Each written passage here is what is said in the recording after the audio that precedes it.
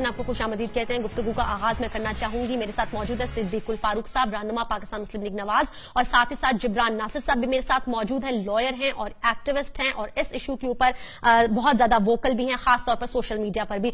जिब्रान, आपसे गुफ्तगू का आगाज मैं कर लेती हूँ। जिब्रान, क्या वजह है कि एक शख्स मौलाना अब्दुल अजीज लाल मस्जिद का अभी भी कायम दायम खतीब है, बेशक उनको साबका कहा जाए लेकिन एक्चुअली डिफेक्टो वही है इस वक्त खतीब, और वो ललकार रहे हैं और दाइश के खिलाफ पूरी दुनिया महाज आ रहा है, और यहां पर वो दाइश को अपने सपोर्ट के लिए बुला रहे हैं। लेकिन हमारी वजारत दाखिला खत तहरीर करती है जो कानून नाफिज करने वाले इदारे हैं और जो सिक्योरिटी एजेंसीज है कि सिर्फ इन पर नजर रखी जाए। क्यों? मौलाना अब्दुल अजीज आखिर किस किस को अजीज है? अस्सलाम वालेकुम मारूफ, आप सवाल तो मुझसे गोया ऐसे पूछ रही हैं वज़ीर दाखिला चौधरी निसार मैं हूँ, या वज़ीर आज़म मुमलिकत नवाज शरीफ मैं हूँ, या आर्मी चीफ राहिल शरीफ मैं हूँ। मैं इन तीनों में से कोई भी नहीं हूँ, मैं इनमें से कोई वजह रखता हूँ। इस जिम्मेदारी का एहसास इनको होना चाहिए। सफायत का जवाब भी बेहतर देंगे। अब असल में ताने बाने कहाँ हैं, कौन सी डोरें अब्दुल अजीज के हाथ में है जो वो खींच लेते हैं बार बार और उन पर नजर रखी जाती है और उनको हिरासत में नहीं लिया जाता। ये दाइश का फिनोमिना तो पेरिस के अटैक के बाद अब कॉमन हो गया ना, दुनिया जाग रही है। क्योंकि जब हम खुद मर जाएं, पाकिस्तानी मर जाएं, इमरान खान में ब्राउन स्किन कलर के लोग मर जाएं, तो इतना शोर हम खुद नहीं मचाते। कोई यूरोप में अमेरिका में मर जाए तो पूरी दुनिया कोरोना आता है और हमें भी साथ साथ कोरोना आ जाता है। तो दाइश का फिनोमिना बड़ा एक्टिव हो गया। पेशावर के वाक़े से भी पहले 14 दिसंबर 2014 की बात है, जब जामे हफ्जा की तलबा ने जो है कि वीडियो रिलीज की थी दाइश के फेवर के अंदर, और उस वीडियो के ऊपर आईजी इस्लामाबाद में, हुकूमत की ही आईजी इस्लामाबाद में इसके ऊपर तो कहते हैं अपने लीगल एडवाइस कॉल की थी, और उनको जो लीगल एडवाइस मिली थी जो पब्लिक भी की गई थी, उसमें कहा गया था कि ये इस वक्त मुर्तकिब हो गए हैं उस आपके कहते हैं कानूनी जुर्म के, जो कि है act of waging war against the state. ये अमीरुल मोमिनीन मान के बगदादी साहब को, और इसके बाद बाकायदा रिक्वेस्ट भेजी थी मिनिस्ट्री ऑफ इंटीरियर को, आईजी को, और पूरा मीडिया में आई थी आईजी इस्लामाबाद में कि इनकी गिरफ्तारी के लिए हमें आगे बढ़ना चाहिए, क्योंकि ये तो मुल्क के खिलाफ जंग का ऐलान करने जा रहे हैं। और 1 साल होने को आया है, और उस वक्त 3 महीने तक आईजी इस्लामाबाद से मीडिया पूछता रहा और मीडिया आगे से कहते रहे कि जी मिनिस्ट्री ऑफ इंटीरियर खामोश है। अब सूरत हाल ये है कि आप अब भी नजर रखेंगे, सब कुछ करेंगे। मेरे लिए जो सबसे ज्यादा फिक्र की बात है कि इस पूरी डिबेट के अंदर हम वो गलती ना कर बैठे जो वेस्ट करता रहा है, हम वो गलती करना बैठे कि हमारी केयरलेस पॉलिसी कि वो दहशत गर्द है, चलो बम मार दो, चलो गिरा दो, चलो गर्दनें उड़ा दो। शायद हमारे लिए करना फाटा में आसान था, क्योंकि फाटा को वैसे हमने बाकी पाकिस्तान से इतना दूर रखा, मगर इस्लामाबाद की गलियों में भी जब हम ये करेंगे तो पहले भी 2007 के बाद एक कशीदगी पैदा हुई थी, अब दोबारा कशीदगी पैदा होगी। ये प्लीज मेरे गौर रखिए कि बेशक वो जो बातें कर रहे हैं जामे हफ्जा के तलबा, वो जो बातें कर रहे हैं कहते हैं लाल मस्जिद के बच्चे पढ़ने वाले, वो शायद अब्दुल अजीज की बोली बोल रहे हो, मगर है वो हमारे ही मुल्क का ह्यूमन रिसोर्स है, वो पाकिस्तान के ही शहरी है, वो इंसान के ही बच्चे। अगर उनको हमने लवारिस छोड़ दिया और अगर उनको अब्दुल अजीज ने गले लगा लिया और उनका दिमाग उस तरह से खराब किया अपनी जहर खोल खोल के, तो इस वक्त हमें इस चीज की भी होना चाहिए कि हम जो भी नजर रख रहे हैं, जो भी ऑपरेशन करेंगे, जो भी कार्रवाई करेंगे, जानी नुकसान ना हो।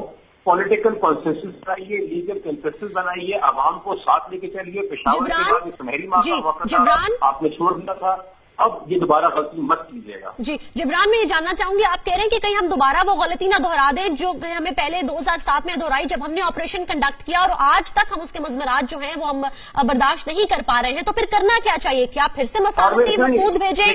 गिरफ्तारी तो वो कर नहीं रहे हैं, तो क्या करें फिर हम? मैं इसमें वजाहत कर दूं। ऑपरेशन 2007 का वो फेल गलत नहीं था, मगर फेल करने का एक तरीका होता है। ये जो हमारा एटीट्यूड है ना कि हम यहाँ बम मारेंगे बलूचिस्तान में जाके गिरेगा, इसके बाद आपने अकबर मुफ्ती साहब को मार दिया और फिर बलूचिस्तान के अंदर भी शुरू हो गई। उस वक्त अकबर मुफ्ती साहब भी शायद उनके खिलाफ काम कर रहे थे और उनके खिलाफ किसी न किसी कानूनी कार्रवाई करने की जरूरत थी। अब्दुल अजीज साहब के खिलाफ भी कानूनी कार्रवाई करने की जरूरत है। मगर मैं ये जानना चाहता हूँ आपसे भी कि आप इस बात का भी डर नहीं रखती कि जो हमारे लीडरान का, जो हमारे पार्लियामान का, हमारे वजीर आजम का, आर्मी चीफ का जो एटीट्यूड है कि जो बेशक हमारा एनिमी भी है तो पाकिस्तानी, और जब हम इस एरोगेंस के साथ बोलेंगे कि जी बम गिरा देंगे, मिसाइल मार देंगे, ऑपरेशन कर देंगे, लोगों को मार देंगे, तो वो जो कशीदगी पैदा होती है वो जनरेशन से क्लास करती है। अब्दुल अजीज को अगर आपने काउंटर करना है ऑपरेशन के साथ साथ, पहले आप ये फेल कर चुके हैं 2007 में करना, मगर इस बार कर लीजिए, तमाम जय्यद उलमा को इकट्ठा कीजिए, क्योंकि बार बार जो जबान बोल रहे हैं ना आपके अब्दुल अजीज साहब, वो लफ्ज इस्तेमाल कर रहे हैं कुरान का और सुन्नत का।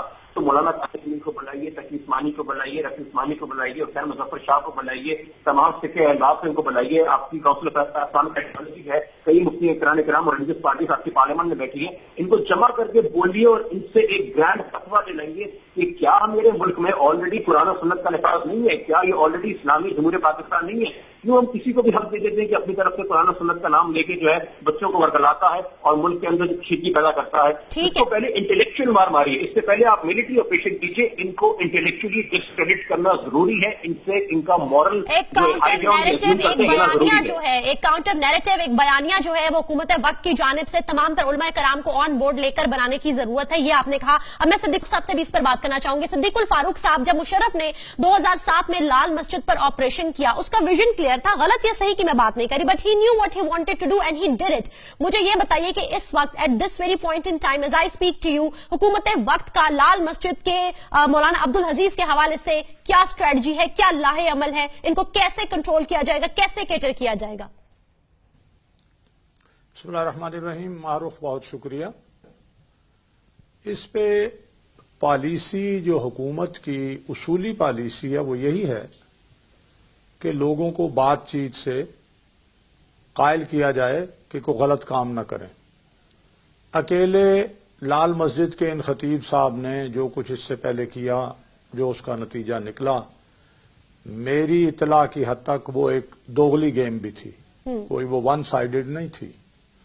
اس وقت دوغلی گیم کہیں نہیں کھیلی جا رہی. فوج اور سول گورنمنٹ ایک پیج پر ہیں اور ہر قیمت پر دہشت گردی اور انتہا پسندی کا خاتمہ مقصود ہے تاکہ پاکستان پرامن ملک بنے اور دنیا میں اس کا نام جمہوری اور پرامن ملک کے طور پر روشن ہو. اب اچانک لال مسجد کے خطیب جو ہیں, جنہیں میں جانتا ہوں ایک عرصے سے, ان کے والد صاحب زیادہ معزز اور زیادہ اچھے آدمی تھے, تو یہ اچانک انہیں کیا ہوا؟ اس سے پہلے جو کچھ وہ کرتے رہے تو ان کے ساتھ کے علماء بھی انہیں چھوڑ گئے تھے. کہیں ایسا تو نہیں کہ ملک دشمن قوتیں جو نہیں چاہتی کہ امن ہو, انہوں نے انڈائریکٹلی, چلے ڈائریکٹلی نہ صحیح, انڈائریکٹلی ان کے دائیں بائیں کوئی ایسا جال بنا ہو؟ حکومت ساری چیزوں کو دیکھے گی. وزیر داخلہ چودھری نثار علی خان صاحب بڑے زیرک, بڑے سمجھدار اور بڑے کمیٹڈ آدمی ہیں, مسلم لیگ نون کے ایک ستون ہیں. اوپر وزیر اعظم صاحب کا ایٹیٹیوڈ بالکل پاکستان کے حق میں ہے, انسانیت کے حق میں ہے. وہ ایک بے گناہ آدمی کا خون بھی نہیں بہانا چاہتے.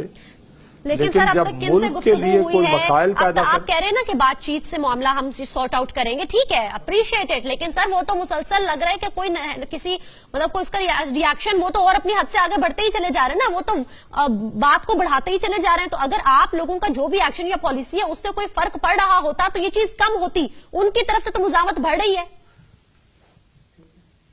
معروف, پہلے تو میں یہ بات کروں کہ مولانا کی کتنی سٹینڈنگ ہے یہ سب کو معلوم ہے اور خود ان کو بھی معلوم ہے.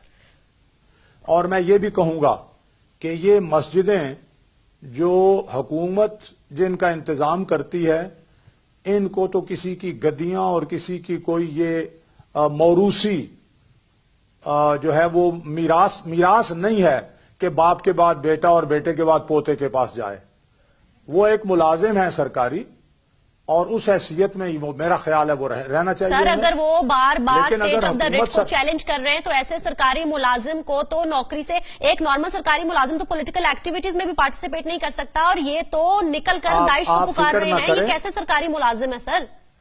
آپ فکر نہ کریں, وہ جتنی ان کی اوقات ہے وہ اس سے باہر نہیں نکل سکیں گے. لیکن وہ نکل چکے ہیں, وہ چیلنج کر چکے ہیں, وہ اناؤنسمنٹ کر چکے ہیں, وہ ریلیز کر رہے ہیں, وہ داعش کے لیے ویڈیو بلا چکے ہیں. ان کی طالبات جامعہ سمیہ کی داعش کے بکر البغدادی کو خط لکھ چکی ہیں. ایک جج اپنے ریٹائرمنٹ ڈے کے اوپر جو ہے وہ جامعہ سمیہ کے لیے, جامعہ حفظہ کے لیے جو ہے وہ لینڈ الاٹ کر جاتا ہے. ایک وزیر جو ہے وہ ان کی گاڑی سے اسلحہ برآمد ہونے پر معاملے کو رفع دفع کرا چکے ہیں. تو سر ان کی سٹینڈنگ تو بڑی ہے, ان کی سپورٹ تو بڑی ہے سر, یہ تو نہ کہیں آنکھیں تو نہیں بند کر سکتے ہم.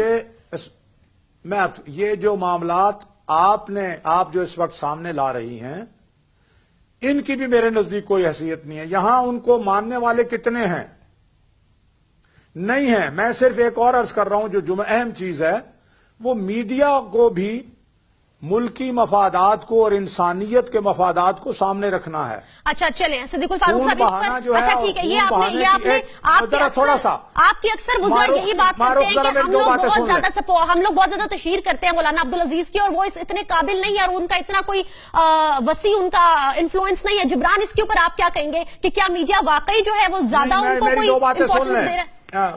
معروف میری دو باتیں سن لیں, بڑی ہیں, میں بنیادی باتیں ہیں جی سن لیں. پہلی بات تو یہ ہے کہ جو اللہ کے دین کو جانتا ہے سمجھتا ہے, اللہ تعالیٰ نے سورہ بقرہ میں ارشاد فرمایا ہے کہ الفتنۃ اشد من القتل. دوسری جگہ ارشاد فرمایا الفتنۃ اکبر من القتل. اور فتنہ کیا ہے؟ ایک پرامن معاشرے میں ایسا ماحول پیدا کرنا جس میں خون بہنا شروع ہو جائے, اور اس کو روکنا کس کا کام ہے؟ ریاست وقت کا, جو کہ کہہ رہی ہے کہ اس بندے کی اس کو روکنا ریاست کا کام ہے, اور ریاست روکے گی, ریاست روکے گی ہر قیمت پر. جبران اس پر میں آپ کو کامنٹ چاہوں گی جو گفتگو ہوئی ابھی تک. جی دیکھیے, مجھے نہیں پتا کہ اس بے گناہ کو اس کی سرفروشی نے مارا یا جو نشے میں ہے اقتدار سے ان کی مدہوشی نے مارا. مجھے نہیں پتا یہ غفلت کی کون سی نیند ہے. کچھ ہوش کے ناخن نے ان کو یہ نہیں پتا کہ عبدالعزیز کا نام فورتھ اسکیڈول میں ہے, کیا ان کو یہ نہیں پتا کہ وہ حکومت کے نوکر نہیں ہے, کیا ان کو یہ نہیں پتا کہ وہ دراصل اس مسجد کے خطیب نہیں ہے, کیا ان کو یہ نہیں پتا کہ وہ مسجد حکومت کی پراپرٹی ہے اور اب ان کی جگہ ان کے بھتیجے کو انہوں نے خطیب بنا دیا تھا, کیا ان کو یہ نہیں پتا کہ یہ انسان 70 کے قریب کیسز بھگتا سے آ رہا ہے, تو اس کو یہ نہیں پتا کہ آپ نے اس کو اسپیشل لسٹ میں ڈالا ہوا ہے, اس کو حکومتی اپنا سمن خدا کے واسطے پہلے پڑھ کے چاہیے کہ فیکٹ کو میٹر کیا ہے. دوسری بات دوسرے پن کی بات کرتے ہیں کہ کلیئرٹی ہے, یہ کلیئرٹی ساری کی ساری سامنے کھل کے آ گئی تھی لوکل باڈی الیکشن میں. راہ حق کے نام سے جو نئی پارٹی بنی ہے اس میں سپاہ صاحب اور باقی غلط جماعتوں کے, اور سپاہ صاحبہ بہت ضروری ہے یہاں پہ, کیونکہ آپ جتنی بھی تصویر اور جتنی بھی ریلی نکال کے دیکھیں گے عبدالعزیز صاحب کی, ان کی پشت کے اوپر, ان کی سپورٹ کے اوپر یہی اہل سنت والجماعت سپاہ صاحبہ کی کھڑی ہوتی ہے. ان تمام کے اراکین جو کہ سپاہ صاحبہ اور اہل سنت والجماعت بینڈ ہو گئی تھی, ایک نئی پولیٹیکل پارٹی بنا کے الائنسز کر کے آپ کی مین اسٹریم پارٹی کے ساتھ لوکل باڈی الیکشن لڑ رہی ہے, اور آپ کہتے ہیں کہ دوہرا پن نہیں ہے, یہ چیز واضح نہیں ہے. اور دوسری بات یہ کہ کوئی اپنی اوقات سے باہر نہیں نکلے گا. سر یہاں پہ قتل ہو گئے لوگ, یہاں پہ مر گئے لوگ, کیا آپ کو دکھ نہیں ہے ان بچوں کا جن کے ذہن میں, جن کے دماغ میں زہر اتر چکا ہے؟ کیا آپ کو دکھ نہیں ہے ان بچیوں کا جنہوں نے اپنے گھر چھوڑ دیے ہیں اور جو لال مسجد میں رہنا پسند کرتی ہیں کیونکہ ان کا وہ بنا کے دماغ, اور ان بچیوں کو اتنا انہوں نے راغب کر دیا. میں بہت امپورٹنٹ بات کر رہا ہوں یہاں پہ, اور بہت سارے لوگ پاکستان کے تمام ادارے اس کو سنے غور سے میری یہ خواہش ہوگی کہ جب آپ عورتوں کو اور بچیوں کو جمع کرتے ہیں کمرے میں اور کہتے ہیں کہ بغدادی کو اپنا امیر مانو اور کہتے ہیں کہ آئیس کو پاکستان میں بلاؤ, تو کیا وہ بچیاں نہیں جانتی کہ آج تک آئیس نے, آج تک داعش نے عورت کا استعمال صرف سیکس جہاد کے لیے کیا ہے, کوئی فیمیل کمانڈر کے لیے کیا ہے؟ کیا مدرسے میں بڑھنے والی بچیوں کو ہم نے یہ گراف بھی دیا ہے کہ اگر خدا نہ خاصہ داعش آ گئی, اگر خدا نہ خاصہ یہاں پہ داعش کی ریکروٹمنٹ شروع ہو گئی اور بغدادی کو اپنے امیر المومنین مار دیا, تو ہمارے جو بچے ہیں یا بچیاں ہیں ان کو کیا ہم سیکس جہاد کے لیے بھیجیں گے؟ کچھ ہوش کے ناخن لے یار, یہ کون لوگ ہیں جو اسمبلی میں آ جاتے ہیں؟ صدیق الفاروق صاحب مولانا عبدالعزیز یوں لگ رہا ہے کہ حکومت وقت کو بہت عزیز ہے سر, مولانا عبدالعزیز حکومت وقت کو بہت عزیز ہے سر, یہ یوں لگ رہا ہے سر.